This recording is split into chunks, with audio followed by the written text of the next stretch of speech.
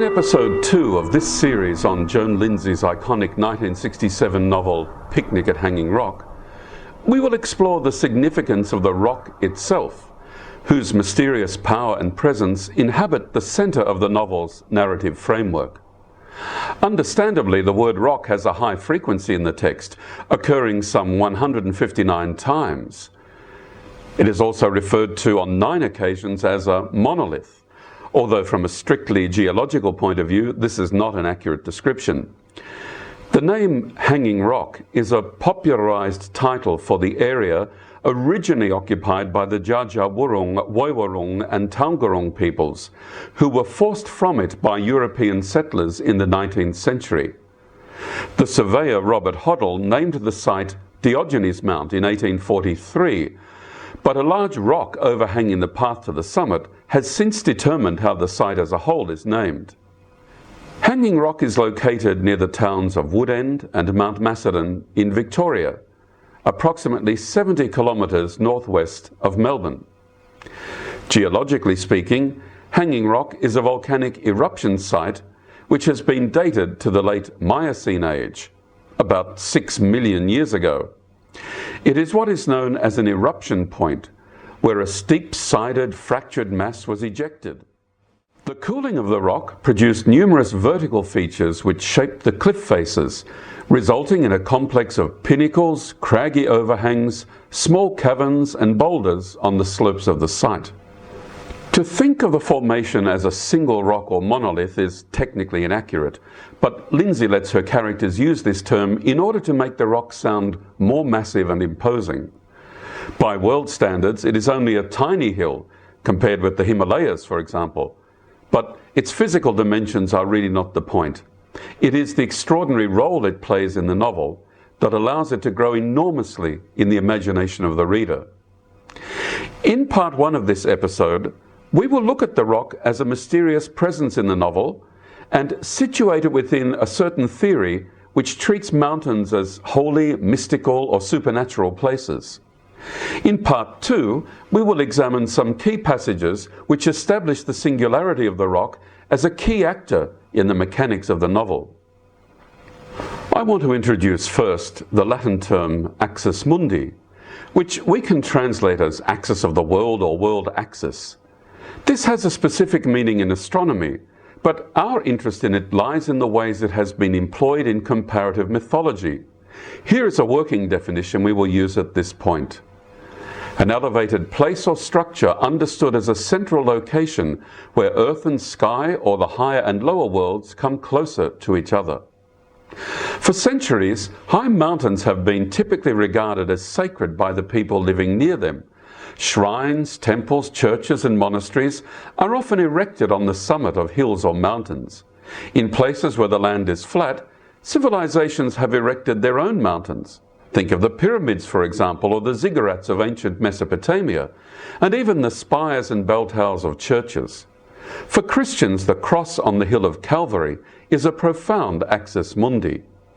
One of the leading theorists in this field was the Romanian religious philosopher Mircea Eliade, who introduced and expanded the concept of axis mundi in the 1950s.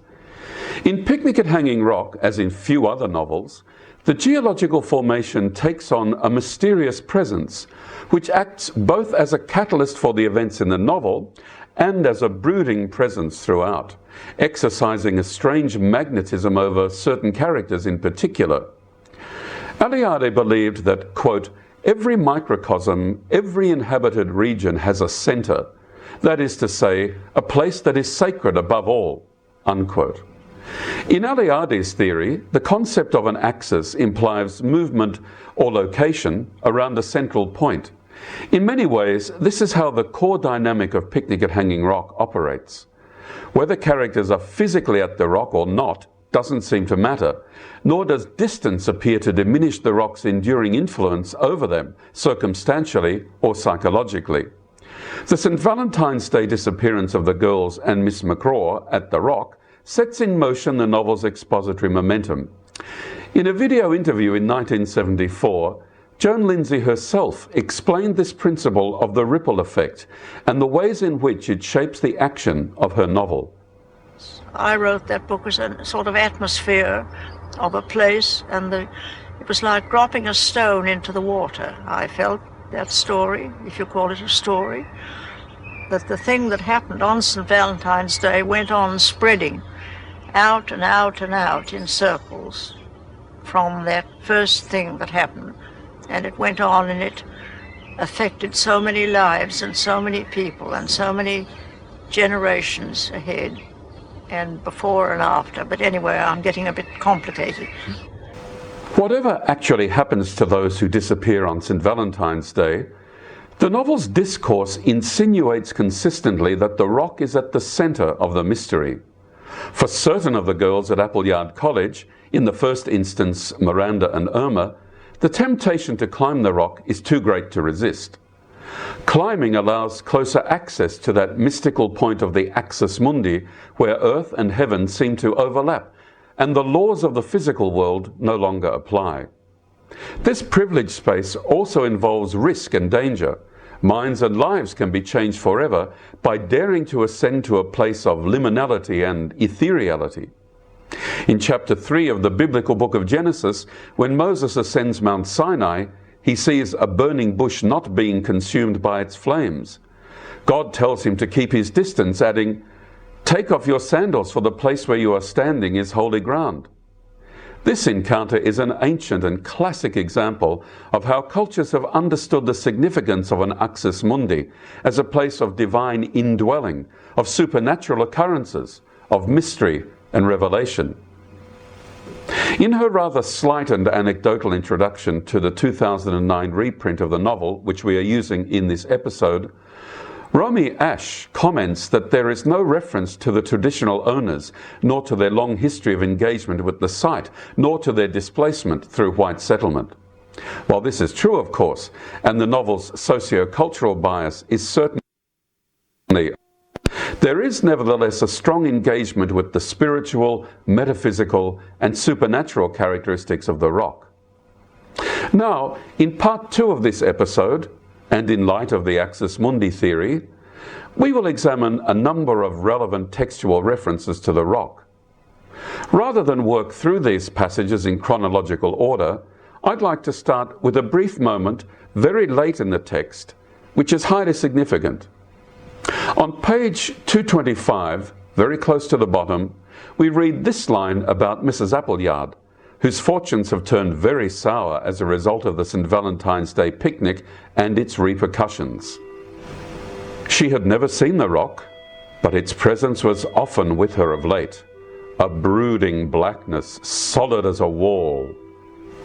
Mrs. Appleyard will, of course, eventually visit the rock, where she will throw herself off a precipice, but that incident occurs some 20 pages later. At this point in the novel's exposition, though, she has never been there. The line is most significant for the reference to the presence of the rock. It is such a powerful mystical reality that it's not even necessary for her to have visited it in a physical sense in order for it to have taken root in her mind. And we are told it has done so, quote, often of late, unquote. This presence is, quote, a brooding blackness, unquote, where brooding signifies dark and menacing qualities which are reinforced by the noun blackness. The simile, quote, solid as a wall, unquote, suggests the immovability and substantiality of this mysterious presence. Most of the specific information we receive about the rock occurs in the early chapters, and there are long stretches of narrative where it receives little direct attention. So, for its presence to be so enduring and pervasive at this late stage in the novel, especially to someone who has never even set foot on it, establishes just how far the metaphysical influence of the rock has extended. Remember too that the Mrs. Appleyard we first encounter is a hard-headed, no-nonsense woman, and to some extent is trying to remain this way in the novel's last few chapters. But her resolve is weakening, and her mind is given to unaccustomed and irrational thoughts. For this line to work, there has to have been sustained attention given much earlier in the text to the nature and qualities of this mysterious rock. Let's return then to the early chapters of the novel, where Lindsay provides a number of compelling descriptions of the rock and establishes its catalyzing role in the narrative. On page 13, we hear Mrs. Appleyard warning the girls of the dangers they might encounter at the rock. Once again, let me remind you that the rock itself is extremely dangerous, and you are therefore forbidden to engage in any tomboy foolishness in the matter of exploration, even in the lower slopes. It is, however, a geological marvel on which you will be required to write a brief essay on Monday morning. I also wish to remind you that the vicinity is renowned for its venomous snakes and poisonous ants of various species. Notice that the passage begins with the phrase, "once again." These words foreground the fact that the girls have had this warning before, and at the same time highlight from Mrs. Appleyard's perspective the importance of the warning. At one level, it's clear that Mrs. Appleyard as headmistress is providing the girls with good advice relating to their safety. For Lindsay's purposes, though, the passage operates at several other levels. The tone of the warnings helps us to learn more about the character of Mrs. Appleyard and the style of her leadership, which we might already perceive to be cold, authoritarian, and unbending. Words such as forbidden and tomboy foolery help to underline this perception. In this first sentence, there is also the judgment on the rock as a place of extreme danger, quote, "even on the lower slopes," unquote. And this serves Lindsay's purposes in that she provides for the reader an early judgment on the site by a person of authority. Then, as if to justify why she would be allowing the girls to be put at risk in such an environment, Mrs. Appleyard adds in a much more objective tonality that it is, quote, "a geological marvel," unquote. This too is a way of alerting the reader to the special nature of the rock, and therefore acts proleptically, setting up in an as yet remote way the expectation that this place called Hanging Rock is worth being interested in. As if to frighten the girls into cooperation by specifying the nature of the dangers of the rock, the headmistress adds that, quote, "the vicinity is renowned for its venomous snakes and poisonous ants of various species," unquote. This last reference to ants of various species is almost comical, as a quasi-biological addition meant to make the girls feel even more frightened of the consequences of indulging in foolishness. Surely one doesn't need to specify the species of the ant. What matters is to regard all of them as dangerous. Let's focus now on Mrs. Appleyard's use of the expression "renowned for." As we saw in our analysis of page 225, the headmistress, even very late in the novel, had never been to Hanging Rock before her fateful encounter with it. Therefore, what she is telling the girls on page 13 is actually hearsay and doesn't come from personal experience.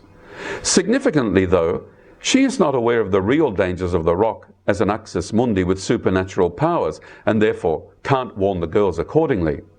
At this stage, then, Lindsay is giving us, through Mrs. Appleyard, the post-colonial impression of the indigenous landscape and its foreignness to so-called civilization, as represented principally by Appleyard College, before leading the reader progressively into the mysteries of the rock and its disturbing powers. The impression of danger advanced by Mrs. Appleyard is reinforced on page 17 by Greta McCraw, who comments sarcastically, quote, "and this we do for pleasure, so we may shortly be at the mercy of venomous snakes and poisonous ants," unquote. All of this contrasts strongly with the subsequent laughing and chattering of the girls on their way to the picnic grounds. The first extended description of the physical reality of the rock occurs on page 20, in a passage which continues into page 21. We'll deal first with this paragraph on page 20. While they were talking, the angle of vision had gradually altered to bring the Hanging Rock into sudden, startling view. Directly ahead, the grey volcanic mass rose up, slabbed and pinnacled like a fortress from the empty yellow plain. The three girls on the box seat could see the vertical lines of the rocky walls, now and then gashed with indigo shade, patches of grey-green dogwood, outcrops of boulders, even at this distance immense and formidable. At the summit, apparently bare of living vegetation, a jagged line of rock cut across the serene blue of the sky. The driver was casually flicking at the amazing thing with his long-handled whip. "There she is, ladies, only about 1.5 miles to go." The girls, their driver, and the 2 tutors are approaching the rock. Here, Lindsay takes a kind of cinematic approach to creating her scene, signalled by the expression, quote, "angle of vision," unquote. We are positioned by the author to be fellow passengers with this party, and we have revealed to us what they see as the startling view opens up to them. The vocabulary in this passage is designed to create the impression of the rock's magnitude. This semantic field is established by words such as mass, boulders, and immense. The simile, quote, "like a fortress," unquote, emphasizes not only size, but also the sense of the rock protecting or defending itself from unwanted enemies or intruders. Moreover, this image of a fortress is contrasted with a yellow plain that is empty, a contrast which underlines the rock as a dominant and focal location. The sense that this is also a potentially violent place is suggested by words such as gashed, jagged, and cut. The reference to the walls being, quote, "gashed with indigo shade," unquote, is also evocative at a number of levels. While theories about the symbolism of colours can vary widely, indigo has been connected by some to supernatural auras and states of heightened awareness. The summit, we are told, is, quote, "bare of living vegetation," unquote, the converse implication being that it is a place of death. Even on such a magnificent sunny day as this, the serenity of the blue sky is cut across by the sharpness of the rocky summit. These are all ominous signs that portend a looming disaster. Lastly, the narrator tells us that the driver, Mr. Hussey, was, quote, "flicking at the amazing thing with his long hand." In the adjective amazing, Lindsay sums up for the reader the kind of overall impression of the rock she wishes us to gain from the passage. We also have a sense that Mr. Hussey is himself excited at being able to introduce his passengers to such a marvel. As Lindsay continues to add elements to her exposition, she weaves this passage into a telling dialogue between Mr. Hussey and the governess, Miss McCraw. This continues from page 20 onto page 21. Mr. Hussey was full of comfortable facts and figures. Over 500 feet in height, volcanic, several monoliths, thousands of years old.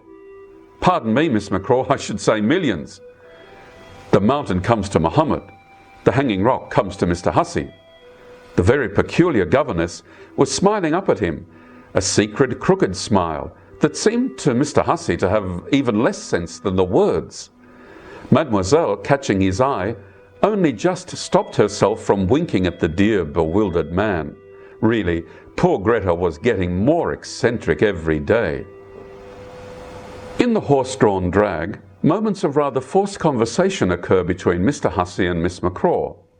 In his enthusiasm about the rock, Hussey makes a few broken comments which underline its prehistoric origins, bowing to the mathematical expertise of Miss McCraw when he adds, quote, "Pardon me, Miss McCraw, I should say millions," unquote. Her response is a rather strange one. Quote, "The mountain comes to Muhammad, the hanging rock comes to Mr. Hussey," unquote.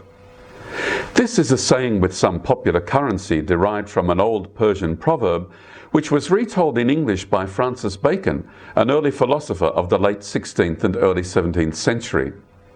From a language point of view, the saying may be described as elliptical, or by its technical name, an apodoton, a rhetorical device in which a main clause is implied by a subordinate clause.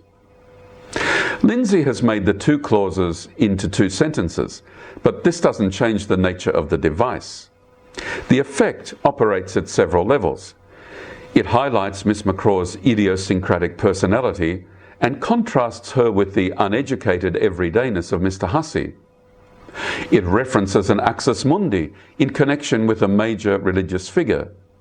And it brings eccentricity from the domain of Appleyard College to the environs of Hanging Rock. Miss McCraw, having made this strange utterance, gives him a rather strange smile which Lindsay describes as secret and crooked. In fact, quote, it made even less sense than the words, unquote. Clearly, Mademoiselle de Poitiers, catching the man's eye, is very familiar with Greta's behaviour. The last sentence of the passage is an example of free and direct discourse. Quote, really, poor Greta was getting more eccentric every day, unquote. The comment is not quoted, it's not in reported speech, and it could be the view of either Mademoiselle de Poitiers or the narrator, both of whom would know about Greta's increasing eccentricity.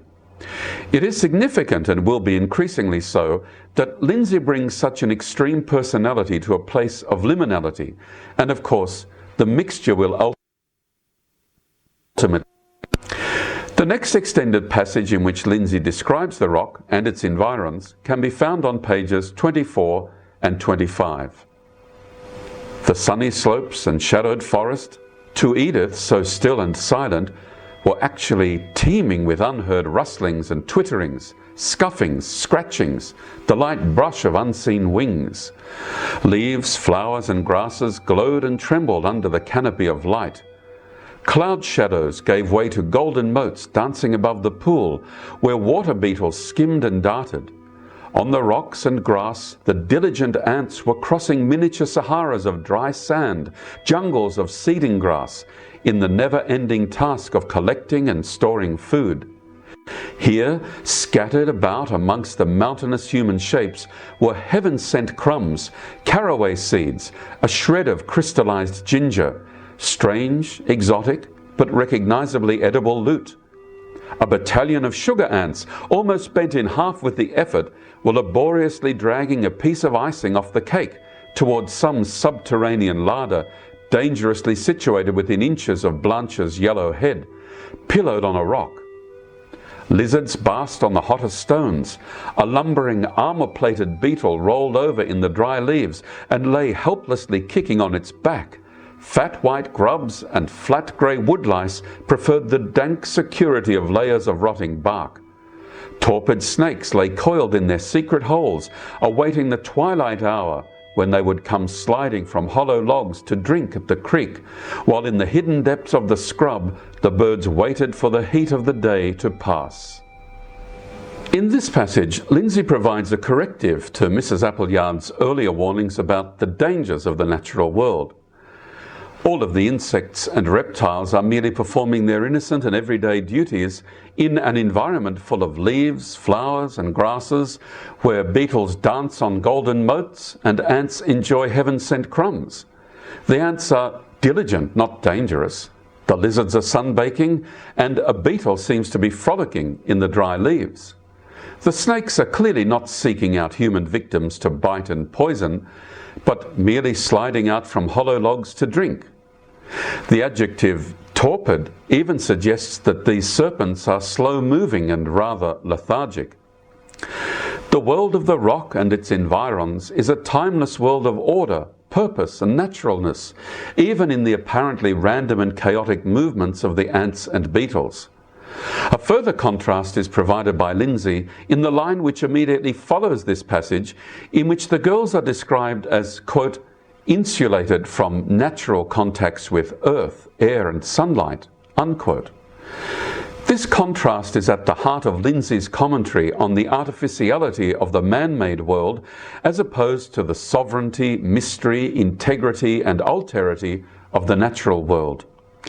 In terms of the novel's exposition, this passage, with its somewhat romanticized depiction of nature, is intended to create a false sense of security for the reader, ahead of the mysterious disappearance of the three girls and the shock and trauma which ensue. In order to unsettle the reader and to suggest the rock's atemporality and eternality, Lindsay provides two important moments very close to each other on pages 26 and 27. The first is spoken by Mr. Hussey, addressing Mademoiselle de Poitiers, and the second is introduced by the narrator. I was just going to ask you, miss, my old ticker seems to have stopped dead at 12 o'clock. Today of all days in the whole bloomin' year.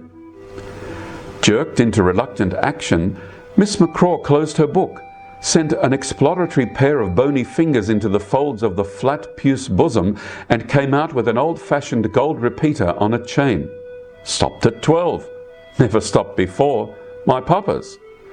Mr. Hussey was reduced to looking knowingly at the shadow of the hanging rock, which ever since luncheon had been creeping down towards the picnic grounds on the flat. Rather than depicting the rock as directly involved in any kinds of acts, malevolent or otherwise, Lindsay's pattern is to show consequences of the rock's mysterious agency, sometimes explicit and sometimes implied. That Mr. Hussey's clock stops dead at 12 o'clock could be a coincidence, and in theory it could also be a coincidence that Miss McCraw's repeater stops, but the likelihood of a double coincidence is extremely remote. The context of an alien environment makes this even less likely. So Lindsay clearly wants us to be unnerved by the freezing of the timepieces. A further unnerving factor here is that they both stop at 12. Noon is a dividing hour in the day, and its companion is 12 midnight, the supernatural hour. Greta McCraw comments that her watch, a gold repeater on a chain passed on to her by her father, has never stopped before. Unusual details such as these help to highlight the strangeness both of events and the environment in which they take place. The central event of the novel occurs at the end of chapter 3, when the three girls disappear on the rock. We will now examine briefly 3 relevant extracts from this chapter. On page 43 we read, Miranda was the first to see the monolith rising up ahead, a single outcrop of pock-marked stone, something like a monstrous egg perched above a precipitous drop to the plain. Marion, who had immediately produced a pencil and notebook, tossed them into the ferns and yawned. Suddenly, overcome by an overpowering lassitude, all 4 girls flung themselves down on the gently sloping rock in the shelter of the monolith, and there fell into a sleep so deep that a horned lizard emerged from a crack to lie without fear in the hollow of Marion's outflung arm.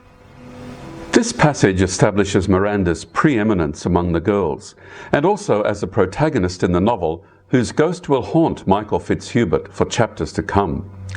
She is the first to see the monolith up ahead. Described as a monstrous egg, it appears to be rising, as if it is somehow aware of and ready for the arrival of the girls. The sudden lassitude experienced by all 4 of them is a form of hypnotism being performed by the rock. They are literally under the shelter of the monolith, or it could be said under its influence, and fall into a profound sleep. After several more lines of description, Edith awakes and on page 44 exclaims, "Where am I? Oh, Miranda, I feel awful." The others were wide awake now and on their feet. "Miranda," Edith said again, "I feel perfectly awful. When are we going home?" Miranda was looking at her so strangely, almost as if she wasn't seeing her. When Edith repeated the question more loudly, she simply turned her back and began walking away up the rise, the other 2 following a little way behind. Well, hardly walking, sliding over the stones on their bare feet, as if they were on a drawing room carpet, Edith thought, instead of those nasty old stones. Here, Lindsay allows Edith to break away from the 3 other girls.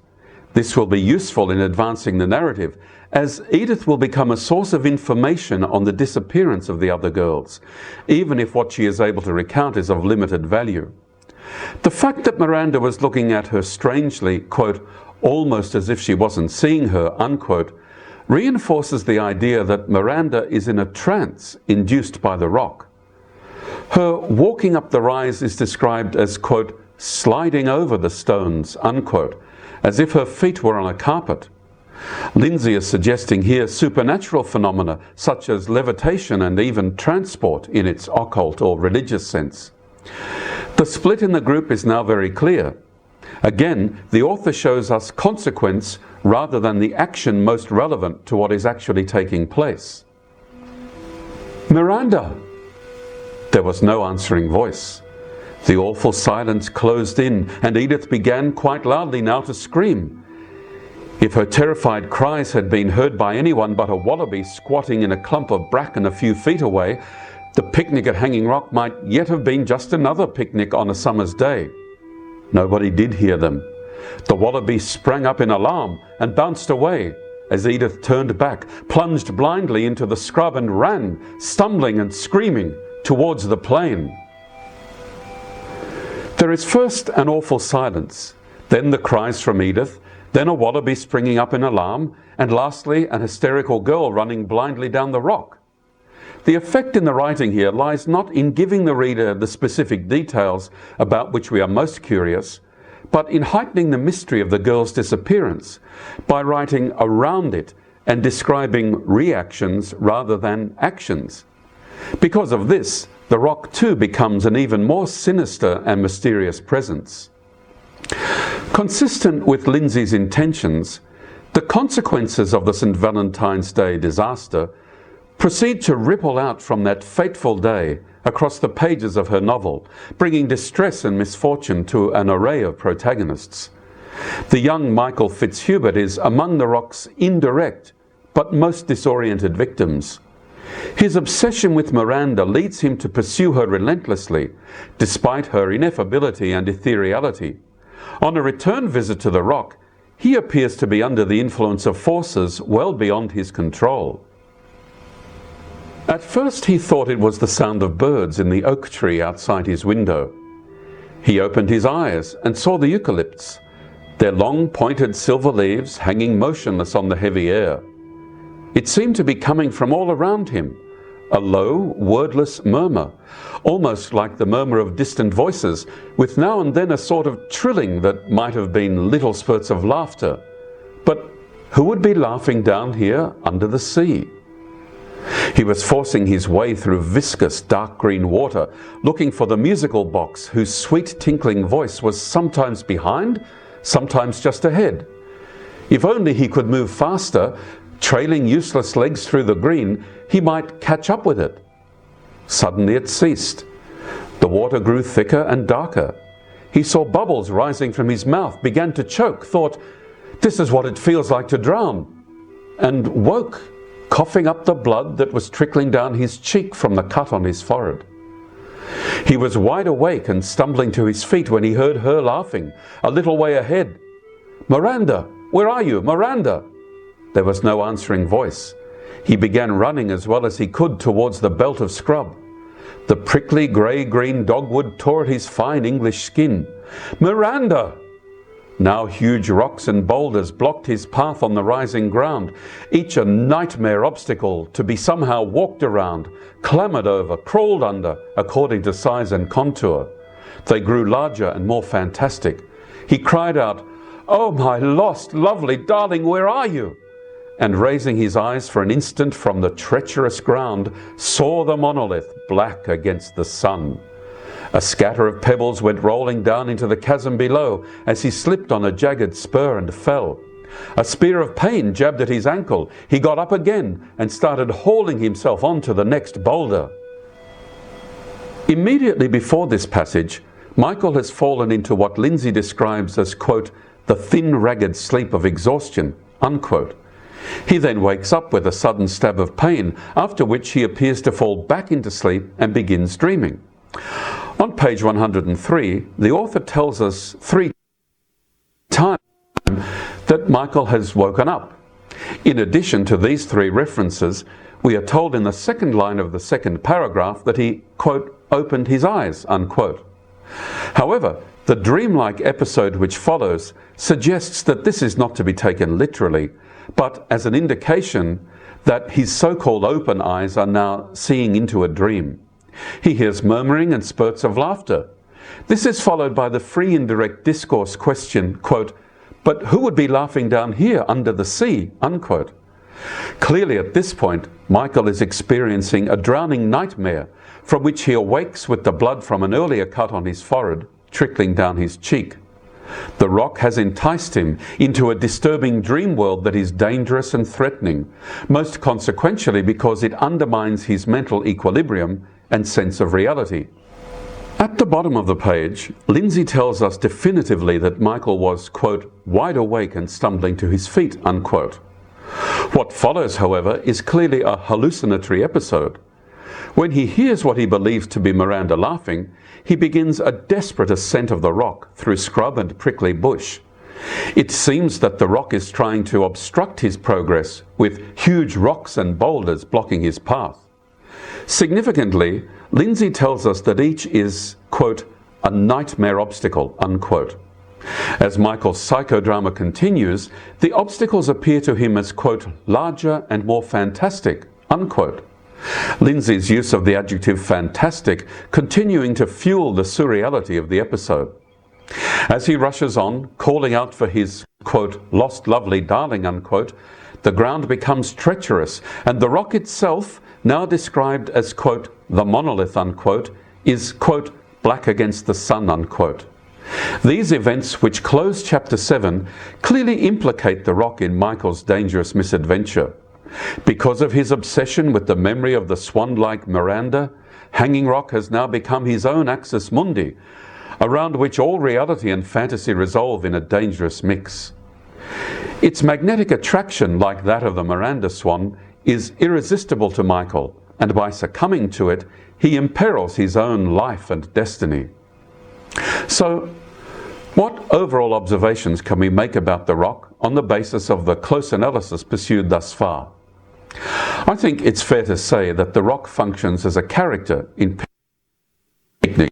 Physical qualities are described evocatively in the early chapters of the novel, and its influence pervades the narrative through to the closing pages. Yet, we perceive its machinations mainly by the consequences experienced by the characters. The rock meddles in human affairs without revealing itself fully. It takes lives indiscriminately, such as that of Mrs. Appleyard and presumably of the two teenage girls. It is at once physically present in an imposing and magisterial way, while also being an ancient, brooding, and ineffable presence, whose specific agency is difficult to tie down or define. In terms of Lindsay's expository technique, the rock is the catalyst for the dramatic unfolding of the novel's events. In any discussion of the text as a Gothic novel, the rock will always be a central and dynamic element. It's also quite striking that so much of the novel depends on the powers of the rock, without much specific reference to it, especially after chapter 7. In all of this, Lindsay demonstrates an extraordinary facility for writing prose fiction which achieves much of its effect through what is not said or divulged. The author relies in large measure on the imagination of the reader, prompting and encouraging our interest by providing random clues, ambiguous details, attractive motifs, dramatic events, and sharply drawn characters. This multi-layered technique is very much at the heart of the reading public's enduring fascination with Picnic at Hanging Rock.